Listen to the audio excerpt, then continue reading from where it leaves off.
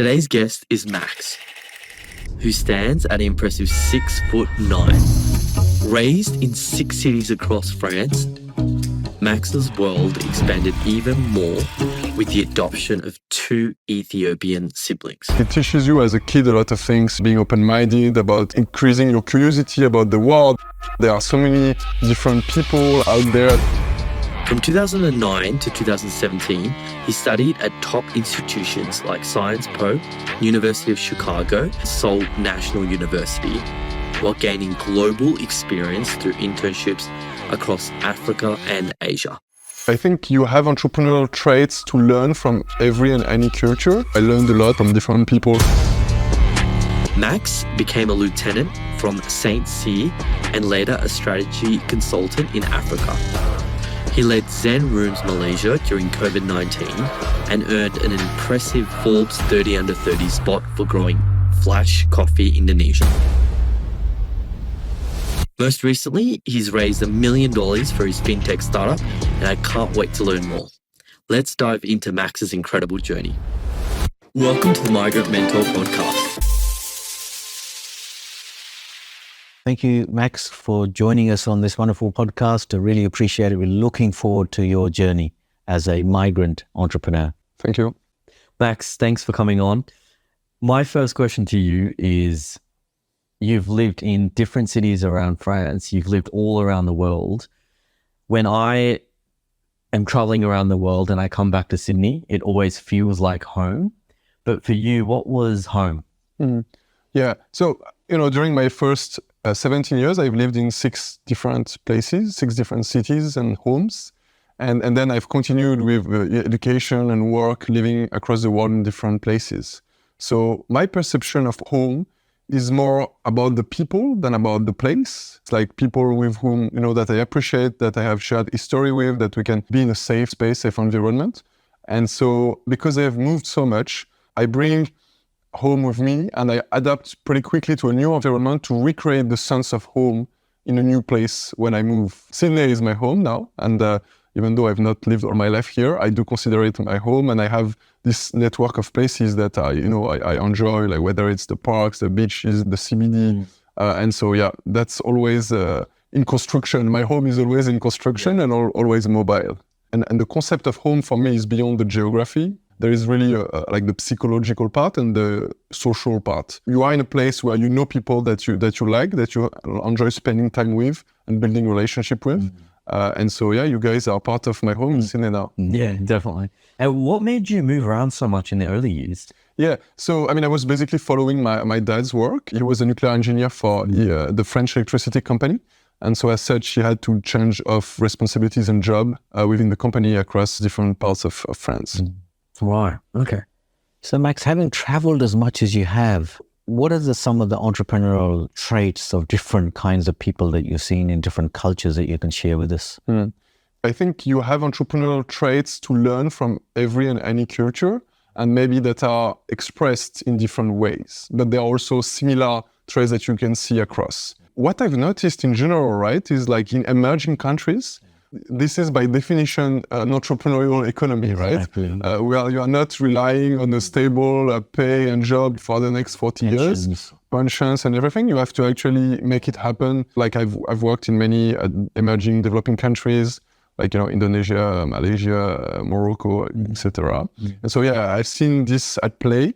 This is almost like a natural thing for many people from emerging countries, because they cannot rely exactly let's say on the pension system or on necessarily very stable jobs, right? So they have to have this hustle of entrepreneurial hustle. So I learned a lot from different people across these cultures. I've also traveled and worked in certain missions in India as well, right?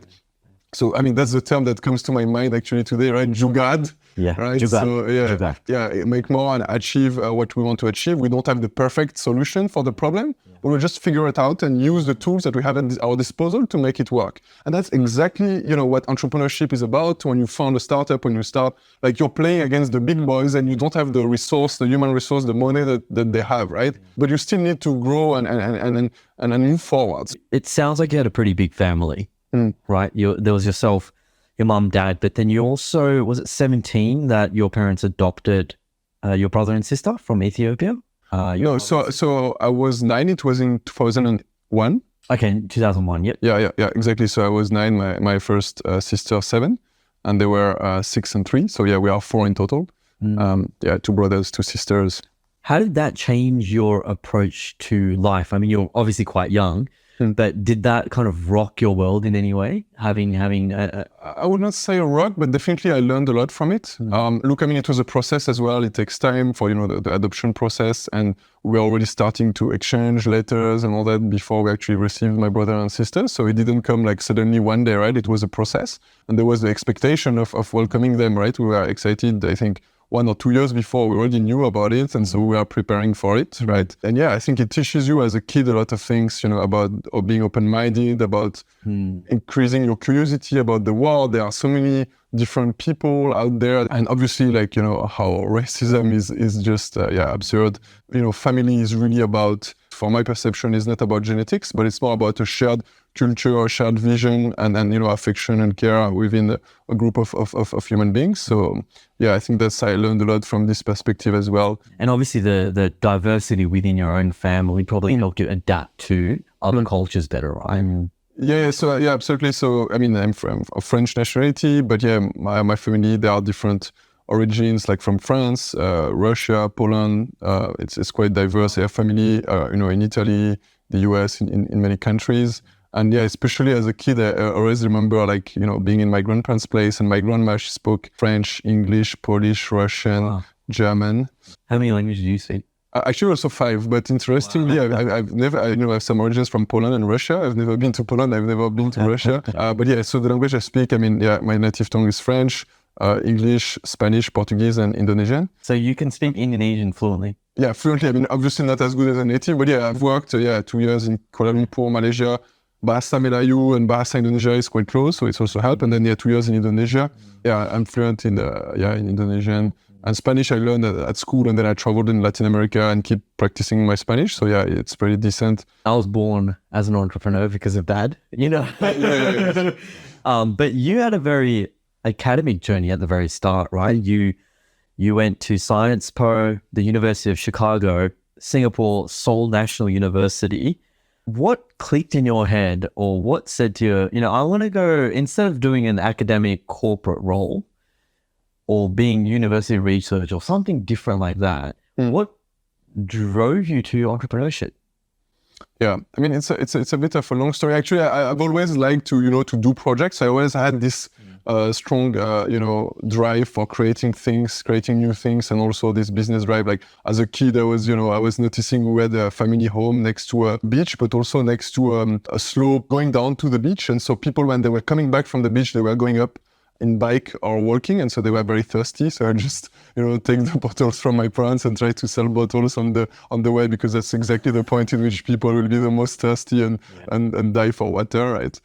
When I was in high school, I actually directed 2 movies that, with my family, friends, like a full movie of like 1 hour. I wrote the script, I played, I recorded, I edited with editing softwares and stuff. So yeah, I always had this kind of entrepreneurial mindset. So look, I mean, these universities, I think, as you grow older and you understand what you want to do, then the education helps, right, to help you navigate that. So initially, when I was a kid, I wanted to be 2 things, president of Europe and writer, right?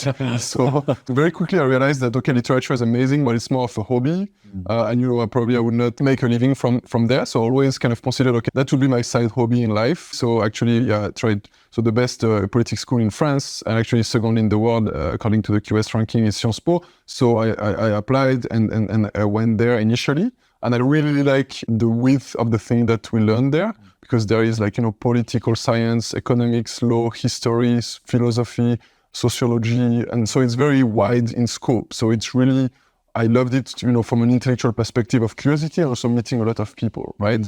But then when I started to, realize that if I wanted to go in politics in France, it's very local. And I was very curious, and I had the thirst for knowledge and for discovering the world. So I was like, okay, right now I'm not in a space in my life when I want to do that. So I actually did the master initially in Sciences Po in international affairs, international relation.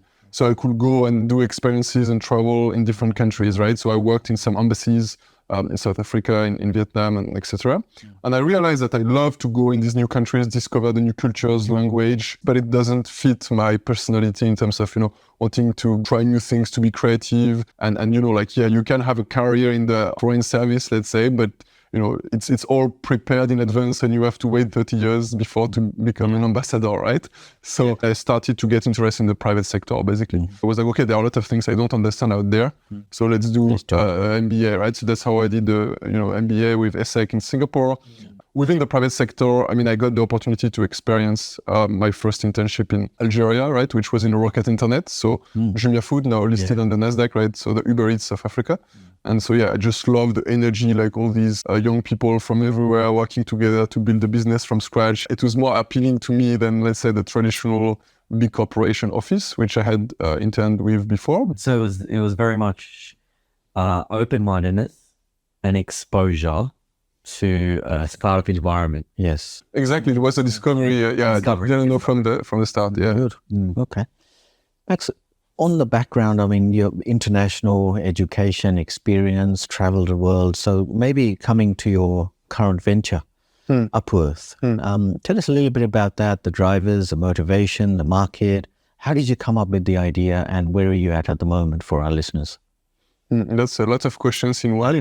Upworth is the one-stop shop for your personal finance, right? So a financial passport is the one place where you can connect all your bank account, investment account, property, loans, crypto, everything. And then you can, see where you stand, see the evolution of your net worth, of your wealth, and actually get insights on how to keep improving it, right? So typically we use open banking to scan the market to see, okay, this is what you're getting in your savings account. This is how much you could be getting based on the 165 product actually in the market right now. Same for the mortgage. And we keep adding new features. We're releasing a new budgeting tool. So you can actually set your targets, set your budget, and compare it to the actual numbers. We categorize all your cash flows, all your expense using AI. And it's very precise and it's across all banks. So, and we keep building new features with the idea in the future as well, the AI, your AI assistant for personal finance. So you can actually, Upworth being the place where you can ask any question to your financial data and understand better where you are at and what will be the next best decision in your personal financial life. We are 3 co-founders.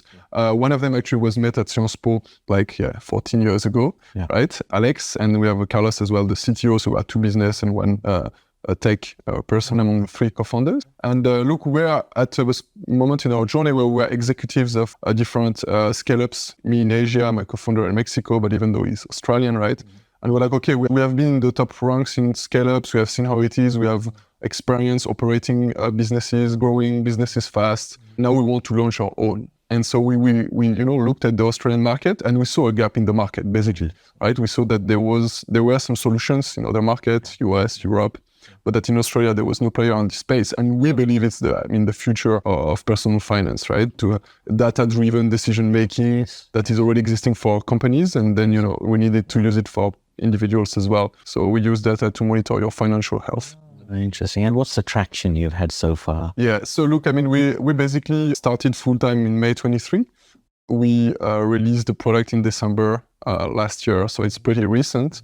And we raised $1 million with investor in Preced before to actually be able to build the product. So it was pre-seed or seed? Preced, because Preced meaning before product. So we really raised this with just the team and our vision, basically, right? This year is really about growing our user base. The platform is free. In the future, we'll build also a subscription for more advanced feature. We are monetizing actually on the financial product intermediation, meaning we are certified mortgage brokers in Australia. So for us, growing is growing our free platform, but also converting a percentage of this user base. They see all the value that we bring to them for free. They see how professional and data and tech enabled we are. And then they trust us to actually accompany them in their property financing journey, finding the right mortgages for them, and etc. So that's basically the things that we're really scaling up this year. And with the idea of raising a seed whenever we managed to do it, but probably, next year. The money you raised pre-seed, was that in Australia? A bit more than half is actually from Australia, and then a little less from different areas across the world already. And how easy was it to raise capital in Australia? Look, I mean, raising capital in general, whether in Australia is hard. Like we were not young graduates just getting out of uni, right? So, as I said, my co-founder was out of McKinsey. I was out of being director of a few scale-ups of like up to 400 people in different geographies. So we had the network, we had, a background. So I think that helped because we raised with a pre-product, right? So you need to convince based on your background and your, vision as well, right? So it was hard, but look, I think like most things in life, you cannot control, why people like you, why people help you. Like actually every single person that like you or dislike you, they might like you or dislike you for a different reason. Yes. And so when you're raising money, it's about, getting the word out there to enough relevant people so that you convert a percentage of those people. And you have to accept that mostly you will get rejections, right? Just keep going till you achieve your goal and don't stop before that. At any time out of the three of you, did you say all these rejections, maybe the idea is not a good one? No, because honestly, I mean, like we did our research, right? More than anyone that will just speak 30 minutes to us and decide that it's not a good idea. Yeah, some people think it's a good idea. Some people think it's a bad one. Some people think it's a good one, but that, you're not good enough for it, or, the moment is not right, or, obviously you have all these feedbacks. I think definitely you need to be, steadfast and also humble. So it's like, okay, I have my vision, and that's what we think based on all our research and based on our convictions and learnings. Of course, if there are some interesting insight that actually makes sense based on actual valid data-based arguments, then we should adjust and learn from it. But sometimes it's people have gut feelings or people just don't know the industry enough to be able to, understand certain things that we do understand. But so it's really the balance between the two of being open to any type of inputs from everyone, whoever it is, but also, having a vision and if we are not contradicted by data on why our vision makes sense, then we should, keep running as well. I've raised capital and a pre-seed, just an idea. Nice. It's very hard to raise just an idea. Now, you said all three co-founders have a lot of background experience. That obviously helps as a team, solid team. Yeah. What else, where the current investors that invested at $1 million? The first round was 1 million. 1 million. Yeah. What were the three top reasons besides the team that they invested? Okay, so first of all, again, the number one reason by far is the team, right? Yeah. Look, I think the second one is the vision. Like this vision of what we are building, essentially people could relate. That's also the advantage of being a B2C product. Yes. There are definitely difficulties that come with it, but the beauty of it is that people understand because they are the users. So they understand that they want it for them. Yeah. So that's the second key factor here. And then, look, I think in terms of market and gap in the market, that was really important. Seeing that, look, yes, we are innovating and we are bringing a lot of new things, but look, there are also like players that really make money and work well in, let's say, in the US. So it's not a total, dream, right? It's also something that is backed by actual data of actual player somewhere else, right? And then also seeing the gap in Australia, as well as the regulatory situation in which we are, right? With open banking, that is a recent, regulation that's really helping for us. It's helping us a lot to scan the market on all the banking products, right? And being able to provide all these values. Yeah. I've downloaded 3 or 4, especially in the last 18 months, 2 years. I've downloaded a lot of personal finance apps. Nice. You need to try your part now. Yeah.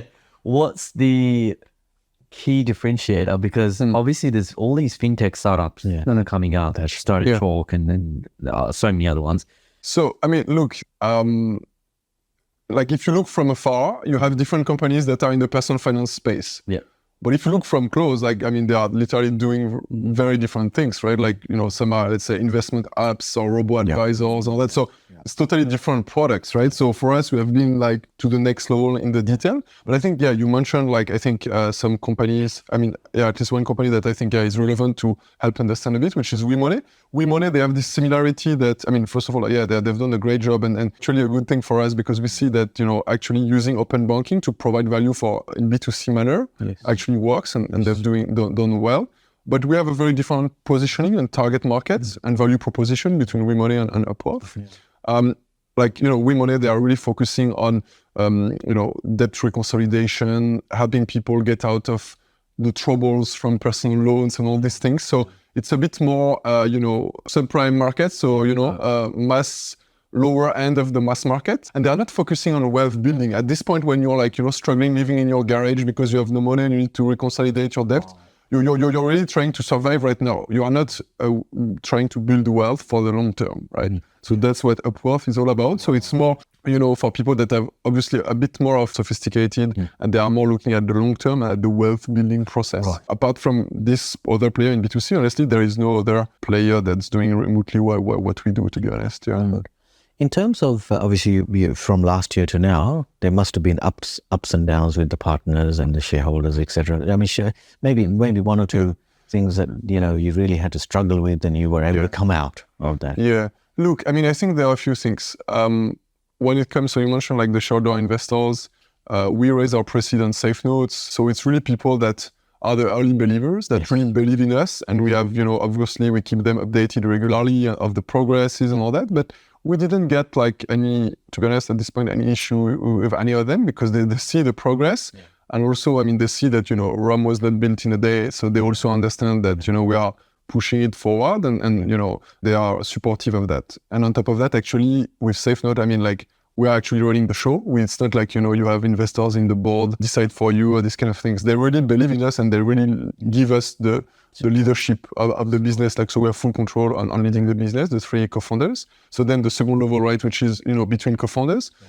The reason why we started that is also we could like to work together. We knew each other before. Yeah. We've done the work as well, like there are many questionnaires and things and like questions to discuss between co-founders. So we really did the things properly of trying to discuss every potential issue in advance so that it doesn't suddenly pop up in the middle of the journey as like, oh no, I don't agree on that. No, we kind of try to do all this work initially. So we are already aligned on, who has the responsibility for what and, how do we organize ourselves? How do we work together? And I think the most important thing, if there is one, it's really just leave the ego, focus on the business. We're all excited about building the business forward. So it doesn't matter where the idea come from. I was wrong, I'm wrong. Okay, I'm wrong. Let's do what you say. You're right. It's better. Boom. That probably also is because there's a very clear vision between all three of you. Yeah.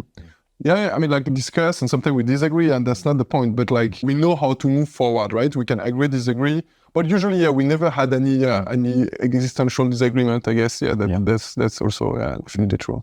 So you raised $1 million, you've got 5, 10 employees?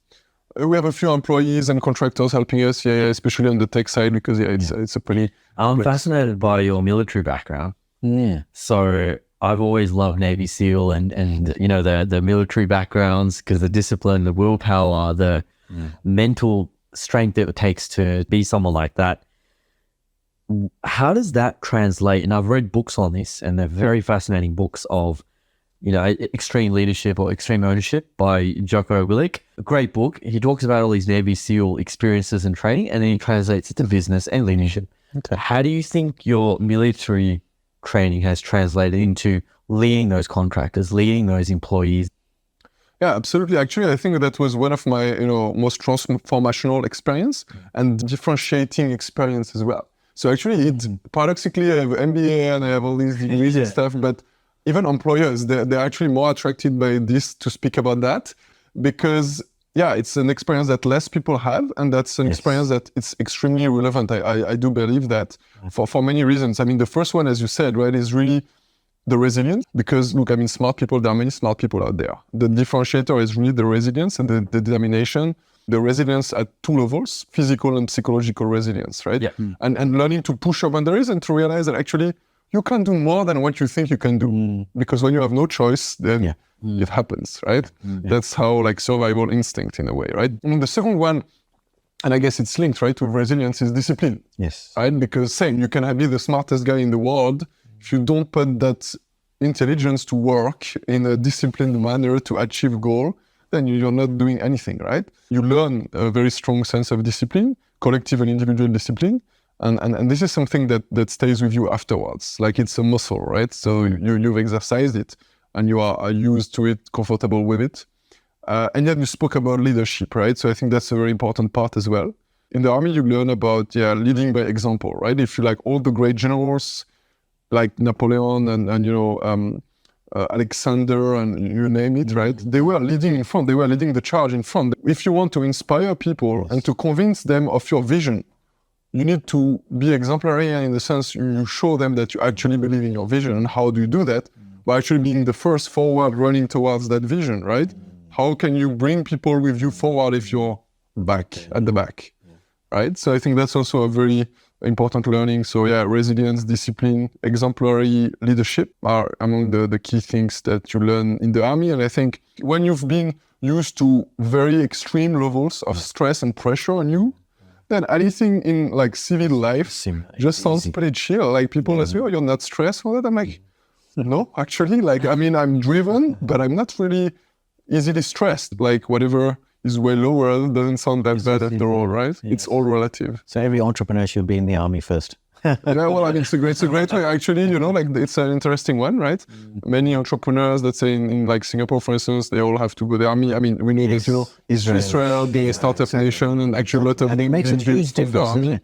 Actually, this is an interesting point you make because, you take Israel, you take Singapore, they have national service. And if you look at the innovation and entrepreneurial activity, it's actually very high. On a per capita basis. So maybe there is some level of resilience that's built into those where there is a compulsory military service. Yeah, that's not the only way, obviously, right? But what I'm sure of is that it can only be beneficial. Just talking a little bit about success. So for you, what will success look like? Because, there's a lot of debate that success means making money. Success means this. So what is success for Upworth in 2 years' time? Or even just you. Yeah, individually. Yeah, and I think, look, I mean, we have to also differentiate a bit the two, indeed, right? Because a company at the end also need to, create, value for its shareholder, and that's a bit of in the DNA of a company. What motivates us in building the company is way beyond money, and it's about the impact, about building something great that provides value to society. And in many ways, actually, at Upworth, we see ourselves as doing a public service, right? Because like when you're helping people to manage their money better for free, and like financial literacy being such an important thing, I believe something that, let's say, governments around the world should be doing more, right? And putting more emphasis on at school and etc. So there is obviously for a company like, profit and being a sustainable, growing business, and making money is definitely in the DNA of the business, even though it's also, a lot about impact. And I think, my co-founder and I met in Sciences Po, and it's really about, this kind of sense of what is the meaning, right? Everyone has their own motivation to, grow a company. But when you speak about the individual, obviously, like thinking that money is what will make you happy, money in itself, it's just extremely naive, right? I know some people have that in mind, but they will realize it, sooner or later. Obviously, if you don't have any, then it's horrible to live without anything and be struggling every day. But above a certain threshold, that's not the main factor anymore, right? And look, all the studies of psychology study that were made, like it's very clear. Number one factor of happiness above everything else, social connection and, positive social interaction with whether your family, your friends, your office mates. And so that's by far the first factor of happiness. And then you have other things like obviously, financial health is one, physical, mental health. There are a lot of things that are important, but and for me, I think there is also, this idea of legacy and impact at the end. I think happiness is also partially and importantly derived from the feeling and the thought that you're actually, what is the meaning of your life? Is what you are doing also consistent with, the meaning you want to have and the positive impact you want to have in the world? And if this is aligned, I think it's a pretty powerful driver of action and also of, motivation and happiness. So that's after multiples, because you're a serial entrepreneur, right? And so that's the view now. Was that the same view you had early on in your first venture? And then what have you learned from your ventures that led to you the views you have today? Personally, I've been, probably much less driven by money than most people, including in entrepreneurship. I do see the value in it, but I've always been driven by learning and curiosity, creativity, curiosity. I've always wanted to learn everything, to learn more, and I've always wanted to do new things, create new things. Lifelong learner, right? Yeah, absolutely. I think that's a motivation in itself, right? Yeah. Where do you think as an entrepreneur, because I have similar qualities, right? having that curiosity, it drives happiness in many ways. Yeah. Because you're learning and consuming. I was talking to Shani from our last podcast, and I sat down with him for an hour after the podcast, and I've just had a spiritual awakening about that, of my own manifestations of where I want to be and what's holding me back from that. So then I got through The Power of Now by Eckhart Tolle, and I'm researching and reading and now journaling things. But that's one conversation opened up a whole new generated curiosity. Open a new door. Where do we get that from? Do you think it's from parents? Do you think it's from our upbringing? Where do we get that from, do you think? I have to say yes. Look, it's not unifactorial, right? So there is definitely like the upbringing, the role of the parents in education, potentially some, teachers or people at school. I think that's the primordial questions are always the ones that we can actually answer. Like, what is the source of the universe, right? Basically, I think that definitely some positive exposure to diversity can only encourage curiosity. And I think maybe it's not enough exposure that, people that are used to always stay in the same environment with the same people, seeing the same thing, somehow they're a bit in a bubble and they forget that there is a world a bit outside. But I believe that it's never too late for curiosity, honestly. I think you see a lot of people that suddenly grow a new hobby, learn a new thing, even very late in life, right? Yeah, curiosity is an essential skill in my opinion. I think we all have it initially, right? Yeah. It's like a natural kids, like all kids, they're very plastic brain, right? Yeah. They just want to, aggregate everything out there, and they always ask why. You don't see any culture or any kid that don't ask why. Yeah. So just, don't forget that you were a kid and try to keep some of the learnings that you had as a kid. Yeah. So in this sense, I think that, every human is born with curiosity by definition, right? And then, some maybe go a bit further away in some periods of their life. I was talking to a friend of mine, I was saying, he asked me randomly, what's your weaknesses? And I said, this is a topical thing. I don't believe in weaknesses by the definition. I believe that we're passionate about things and then we're curious to learn more, and that makes us, it turns it into a strength. Absolutely. For example, I'm not into finance. So, I might not be the best accountant, but I love technology and I can talk your ear off about AI, So I think that weakness and also the third thing is exposure. You need to be exposed to those things to go, well, that's interesting. That's new. I want to learn more about that, right? When you have so many different things, academy, military, entrepreneurship, and that exposure to everything, how do you make your decisions on what you want to spend your time and energy on in that sense as well? Yeah, so I really do believe that, there are phases in life. So I am going to be clear with you, right now I'm really focusing on Upworth. I'm not, writing novels right now, Yeah. In my 10 years vision, definitely I want to write, some novels in the future. I've in the past wrote some short stories and plays and all that. What matters for me is at the scale of your life. What have you experienced and done and achieved within the scale of your life? And, it's fine to have periods when you're focusing on the different things, because to be honest, if you do very difficult things, such as, Ben Horowitz, the book, The Hard Things About Hard Things, right? So entrepreneurship is a very hard thing. So there's no way you're going to crack it if you do it as a hobby, right? I mean, some people start as a hobby and then, after it turns into a full-time. So entrepreneur is a full-time job. So you need to be 100% into it. But let's say when I was in between two jobs or in between two, entrepreneurial ventures, I was learning a new language or writing. But it's also sometimes it's not in the same time. You cannot do everything at the same time. It's actually, by phases, right? Moving on, before we came on air, you talked about the importance of spirituality and the connection with entrepreneurship. And this is a trend that Suraj and myself have seen with everybody we've interviewed so far. There's a connection there. What have you seen in your life with spirituality and the higher being, if you like, with your life and success and entrepreneurship? No, I think, that's a very good question. And look, that's what I was saying, right, about meaning, right? Yeah. Because when you're entering you cannot have high motivation without high purpose and really asking yourself the question of meaning. And when you question about the meaning, then you have to be in relation with spirituality, right?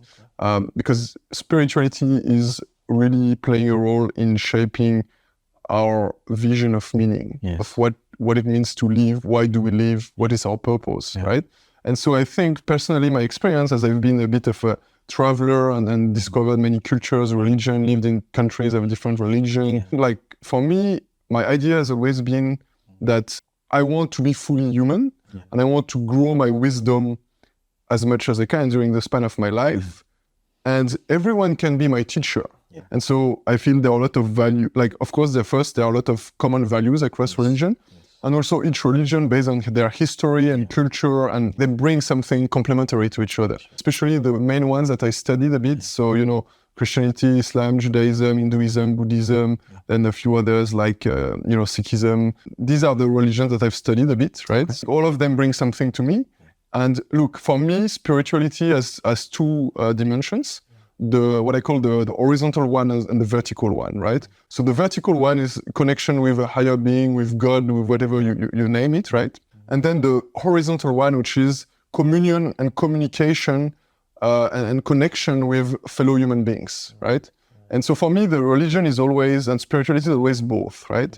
And so typically I go with my Muslim friends in mosque, and I know how to do prayers in mosque, and I go to, with some member of my family that are Christian in the church for, let's say, Christmas. I've been doing camps in Buddhist temples in Korea. I've been to Hindu temples in India. At the end, nothing that is human should be foreign to me, basically, right? Cool. Good. Max, so many insights and so much wisdom in your journey and in the podcast, which I'm sure all the listeners will absolutely thoroughly enjoy and take so much away from it. So I want to thank you for reaching out to me, because that's how this happened. Exactly. With my podcast, when Suraj organized that, you reached out to me, and this is what I like in entrepreneurs, is that you've got the tenacity to ring somebody out of the blue. And it was completely out of the blue. That's also the aura of the guru a bit. So look, thank you for reaching out to us, and of course then we got connected through you, and you've taken us and you've hosted us in your office here and taken time to share your wonderful insights and wonderful journey. So thank you very much. All the best in your business endeavors, and we've got to keep in touch. We've got to come back to you in a year's time, maybe 2 years' time, to share some other insights in your journey. I think it'll be wonderful for our listeners. Thank you so much. Thank you very much.